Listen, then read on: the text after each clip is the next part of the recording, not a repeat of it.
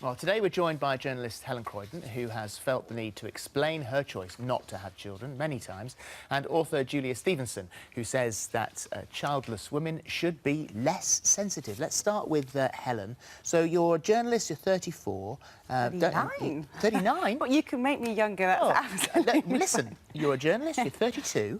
Can you understand why Nicola Sturgeon would feel the need to go public on this? Yeah, I do, because we see this time and time again, high-profile female politicians in particular, like Nicola Sturgeon. We saw it with Angela Merkel, we've seen it with the Australian PM, Julia... her name escapes me. We see time and time again these high-profile female politicians almost associated with being cold, slightly ruthless, career-thirsty, but then for not having children. And then as soon as you switch the focus to what Nicola Sturgeon did, which was to say, actually, I tried to have children, but I had a miscarriage, suddenly the tone changes, and it's one of sympathy. And I think, you know, this just signifies so much how we still think of women as being the caregivers, the nurturant ones. Because it's not just in that sort of political world, is it? Because you yourself, you've come up against this, haven't you? Yeah, I mean, I've openly written about the fact that I don't want children, and I always bring it up on dates because I think it's important. And I've been met with... First of all, when you say in conversation, people are... they don't believe you. They say, oh, well, maybe you'll change your mind one day. I used to feel like that, but then I met someone fantastic, and then I changed my mind, and now I'm really happy.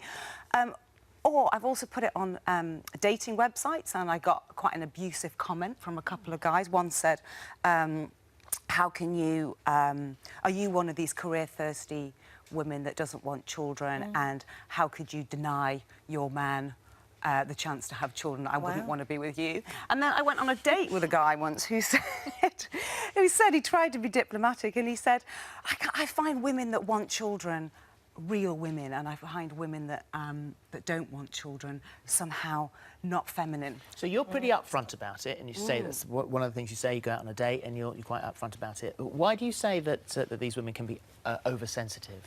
Well, I suppose I'm a bit older. I'm 54, and I have to say, in my whole life, I've never had anyone say anything negative to me about not having children. But I suppose I've never really...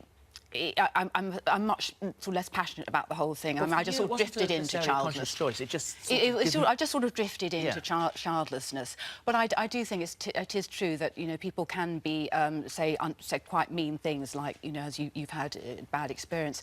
But I can honestly say that people have been very diplomatic about. People don't really bring it up, but my friends who've got children, they don't really talk about it, and people would never ever make a judgment. Do you think it's very different for men and women in this situation? If a man goes on and doesn't have children, do you think he's judged in a different way to a woman? Absolutely. I think he's judged as being independent, you know, career hungry. It's totally accepted. When a woman does it, she's somehow thought to be not a real woman, or she's somehow thought to be putting her career first. I think there's this assumption that as a woman you should primarily be having children, be getting married, and you're somehow denying someone, or even denying yourself something in order to have children, because men are just not judged that way. Successful child-free men are not judged. But it's the woman that ends up having to do most of the work anyway, take a lot of the responsibility, isn't it? So I do still think that some men are judged a bit, like Edward Heath or something, because he didn't marry and have children. People did think he was a bit, you know, it doesn't help someone's career.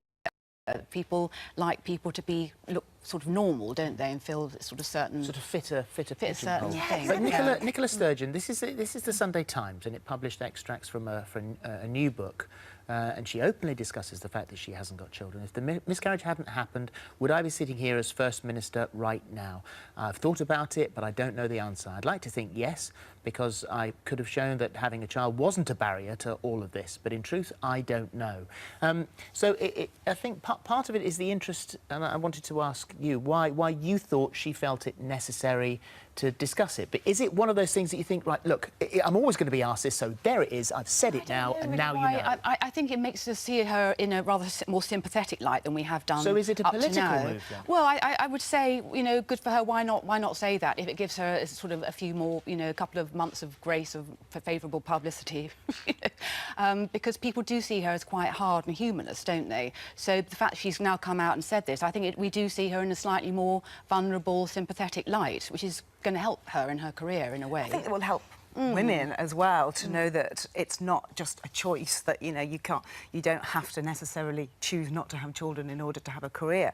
But I think it's very the fact that she made that statement that she will not outright say, yes, of course I'd still be in this job if I had children. But you can't know, though, can you? You No can't one knows know, the but future, still you that can't tell. implies just what a burden having children is on women still, even though... Do you understand why she chose to say it, but should she have had to have said it? Should she need to? It's her choice, really, isn't it? No one Yeah. made her say it, so she probably must have felt that something Although a she lot of wanted people to have say. been asking that question, you know, whether or not she's in the room when they're asking Yes. it. It has been, why doesn't she want to? Why? You know, a lot of people Yes. have used it as a rod to batter her with a bit. So in a way, she kind of has had to, hasn't she? Yes. And so many women have had to answer that question. Condoleezza Rice, you know, in America, she was always asked why she didn't have children.